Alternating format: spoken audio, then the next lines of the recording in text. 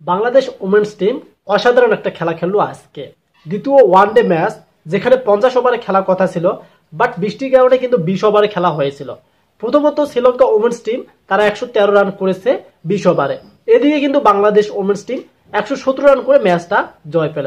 So নিকের Sultana জিতির যে অধীনে captaincy কিন্তু বাংলাদেশ ওমেন্স টিমটে, তার অধীনেই কিন্তু বাংলাদেশ এই ওমেন্স টিমটা আজকের ম্যাচটা জয় পেল।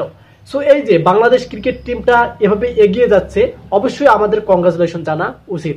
কেননা বাংলাদেশ মেন্স টিমটাও কিন্তু আমরা এই যে দেখলাম কিছুদিন আগে পাকিস্তানের মাটিতে টেস্ট ক্রিকেটে টেস্ট সিরিজে পাকিস্তানকে হারিয়েছে, এবং বাংলাদেশ ওমেন্স টিমটা তারা কিন্তু শ্রীলঙ্কার মাটিতে গিয়ে শ্রীলঙ্কা ওমেন্স টিমকে হারালো।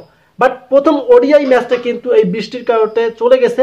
দ্বিতীয় ওয়ানডে এই ম্যাচটা কিন্তু আজকেও বৃষ্টি হয়েছিল, তারপরও কিন্তু 20 ওভারে খেলা হয়েছে। এই 20 ওভারের পর যখন 113 রান করতে সক্ষম হলো এই শ্রীলঙ্কা ওমেন্স টিম, দ্বিতীয় ইনিংসে আমরা দেখতে পেলাম যে বাংলাদেশ ওমেন্স টিমে তারা 117 রানে কিন্তু ম্যাচটা জয় পেয়েছে, শুধু 3টা উইকেট হারিয়ে। সো এই যে একটা ম্যাচ জেতার ভাবনা, এটা কিন্তু অনেকটাই আমাদের ভালো লাগতেছে। কেননা বাংলাদেশ মেন্স বা ওমেন্স টিম এই দুটাই কিন্তু আমাদের ক্রিকেটটাকে জাগ্রত করতেছে। ফুটবল বাংলাদেশ অনেক দূর পেছিয়ে, তবে এই ক্রিকেটটা বাংলাদেশটা অনেক দূর এগিয়ে। কারণ বাংলাদেশ টাইগার টিম মেন্স হোক বা ওমেন্স হোক, তারা শক্তিশালী টিমগুলোকে হারাতে পারতেছে তাদের মাটিতে গিয়ে।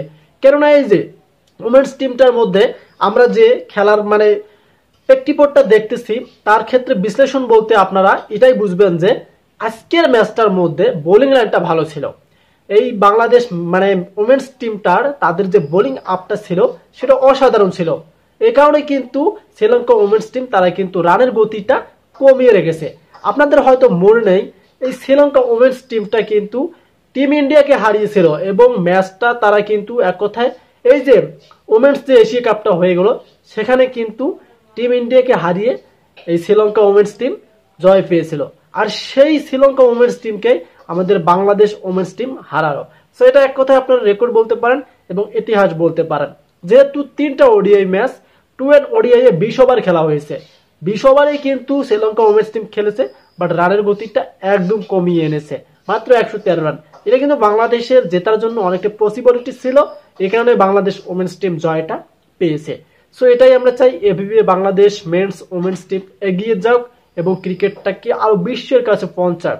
দেন তার সাথে সাথে বাংলাদেশের পরিস্থিতিটা অনেকটাই আসুক। সো এই কারণেই আজকের বাংলাদেশ ক্রিকেট টিমটা এগিয়ে যাচ্ছে, এভাবেই এগিয়ে যাবে চিরতরে, আমরা এটাই কিন্তু কামনা করি। সো এই যে আমাদের বাংলাদেশ ওমেন্স টিম এত ভালো পারফরমেন্সটি খেললো, আপনাদের কাছে কতটুকু ভালো লাগছে অবশ্যই কমেন্ট করে জানিয়ে দিবেন। ধন্যবাদ।